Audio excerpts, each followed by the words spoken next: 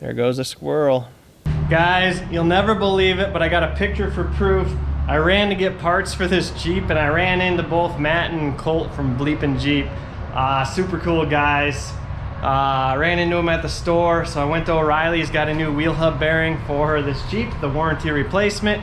And then I went to my local fleet farm to get some, you know, beer and boots and parts and other stuff, and ran into Matt, who took some time out of his day to introduce himself, or well, he took time out of his day to let me introduce myself to him, and super cool dude. It kind of made my day. And then I roll around the corner and there's Colt, so I got to meet Colt as well, who also took time out of his day to let me introduce myself. Really appreciate it, guys. Thank you so much for being real. I know I'm just another fan in the grand scheme of things, but it means a lot. So thanks for letting us take a picture. Thanks for letting me introduce myself. And next time, if I'm not in a hurry, maybe we can I can take you out to lunch or make some barbecue or something. Hit me up next time you're in town. Anyway, just wanted to say thanks. You guys are cool. I keep watching your videos. We'll see you later. Good afternoon, YouTube. Welcome back to another video with a guy and his projects. I know what you're thinking. Jeremy, that's a pretty freaking cool backdrop on your computer.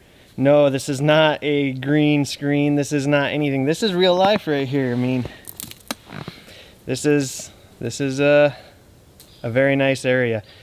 Today, we are working on a 2018 Jeep Wrangler JK Sahara something or another, whatever. And we're doing wheel bearings. Yes, the birds are chirping in the background. I also enjoy that. So we're changing the wheel bearing. So Matt, this is my pastor's Jeep at my local church here in Sturgis called Connection Church.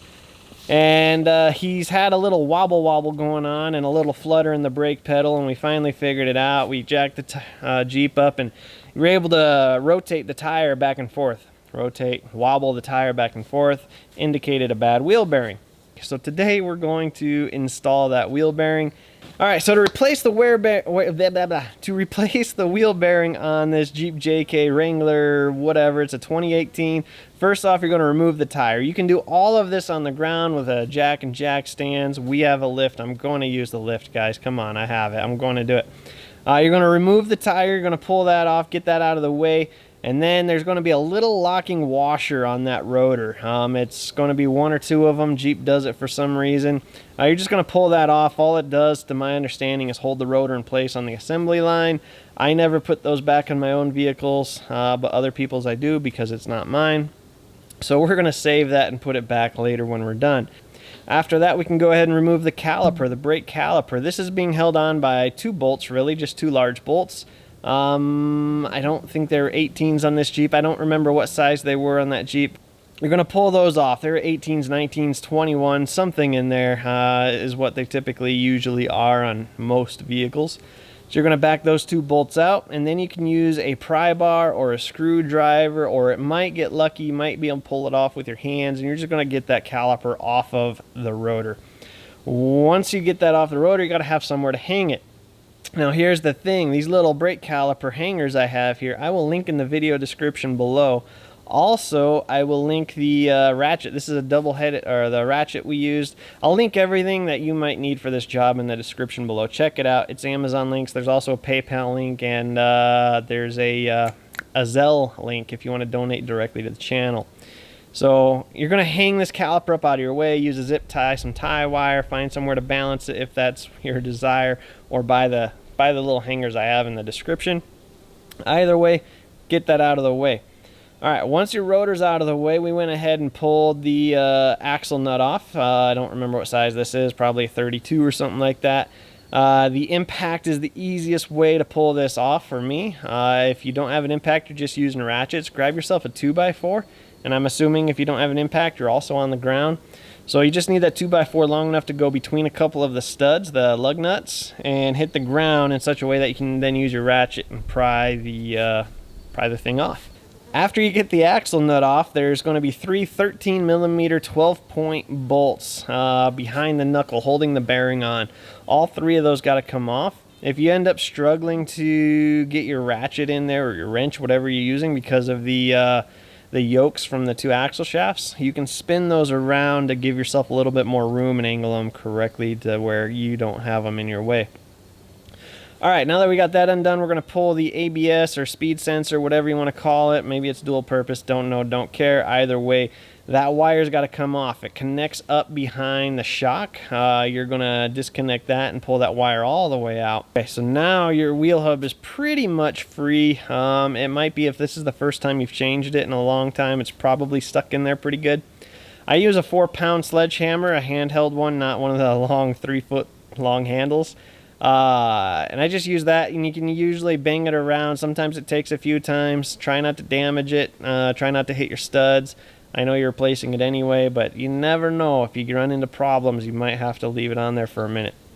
So just bang your way around until that comes off.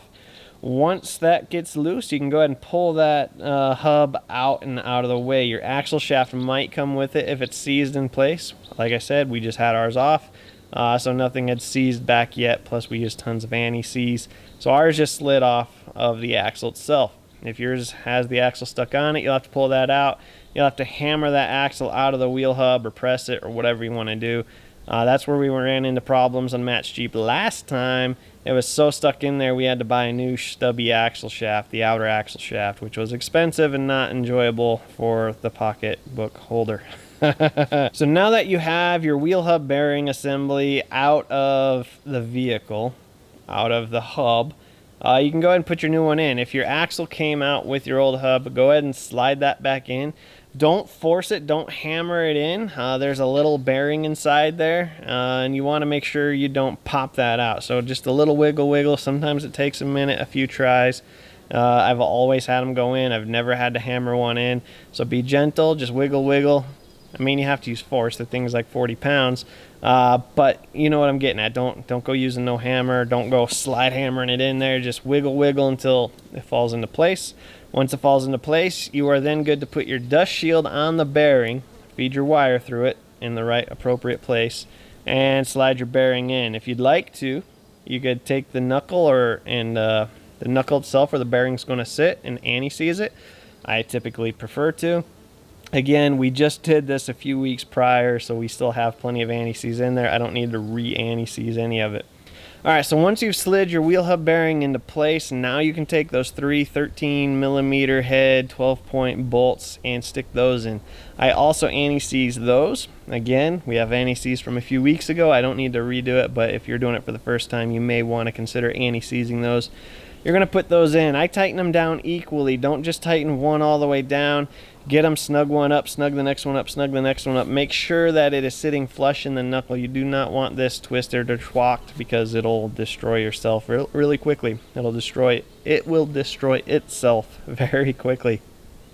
So get those all nice and tightened up and buttoned up in place. All right, once you get those 3 bolts in, you can go ahead and grab your rotor, slide that into place. And then your caliper with those 2 larger bolts. Again, I anti-seize the 2 large bolts holding the caliper in. You may have to get a brake spread or a C-clamp and pull those brake pads out a little bit to get it on. Theoretically, if you were able to get the thing off, it should go back on, but sometimes it's easier just to compress that. We got ours back on, but if you have to get a C-clamp, use a C-clamp, spin that sucker tighter. Thousands of videos on YouTube about that, so I'm not going to really go into detail there. Now we're going to route our ABS/speed sensor wire through. That's going to route through just the way it came off, clip it into all the clips it belongs, and then get it clipped in place up behind the shock tower, and that part is now done as well. I'm going to put my axle nut back on. Again, an impact is your best friend here. If you don't have an impact, use the same 2x4 you used to break it loose, and use that oppositely to snug your axle nut back in place, of course. The retaining washer on your rotors, if you so choose to put them back on, I'm not discouraged. Stupid flies! I'm not discouraging you from putting it back on. I'm just saying typically I don't. This ain't my Jeep, so we're going to put this one back on. Originally I had 2. When we pulled them off the first time a couple weeks ago, we broke one, so now it's just 1.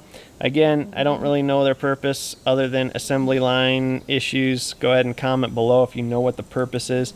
But we're going to put that washer back on. Alright, so once your rotor's back in place, you're good to go ahead and put your tire back on. These flies are starting to really annoy me. Ah! Flies. Anywho. All right, so once your rotor's back on, feel free to go ahead and put your tire back on, torque it down to spec. So you got everything torqued to spec, whatever those are. You're gonna have to look that up online because I don't know it off the top of my head. And you're good to go. So jump in, drive. Come on, these flies, man. So you're good to go. So that's pretty much it. That's how you change your wheel hub bearing. I hope you guys enjoyed it. Make sure you leave a comment down below. Let me know if you like this editing style. Let me know if I helped you with this video. Let me know if that beetle in the background is annoying you, because it sounds like, you know, something whining. And it don't care about me whistling. Anywho, where am I? Okay. So as you saw from the intro, I got to meet Matt and Colt from Bleepin Jeep the other day at my local fleet farm. It was awesome, and I want to just say, guys, thank you for taking time out of your day to let another fan say, hey. It took me a minute to realize that you guys are actually real people, that I watch you on YouTube on my phone, my little tiny screen all the time, and it was really cool to see you in person. It took a minute to register that, hey, these guys are actually real, which I think is cool. So next time you're out, Matt, I'd like to get you and Cole and maybe grill up some barbecue, or take you out to lunch or something if you got time. And yeah, that'd be pretty sweet. So let me know if you're interested. Anywho, moving on. I will link all the major tools that are kind of different than what you're used to down in the description below as well through Amazon. If you click that link, anything you buy within 24 hours helps me out, as long as you don't click on somebody else's link first. And I appreciate that. Everything helps, guys. There's also a PayPal link and a Zelle link in the description below if you want to donate directly to the channel. That is always appreciated. A few of you have in the past, and I super appreciate it. It makes doing these things a lot easier to help you guys out. So again, thanks for watching. Stay tuned. I bet you we'll have this Jeep back on the channel here soon if you enjoy it. We've got tons and tons of videos on the channel now. I've been doing this for a couple of years, and yeah, enjoy. So until the next time, we'll see you later.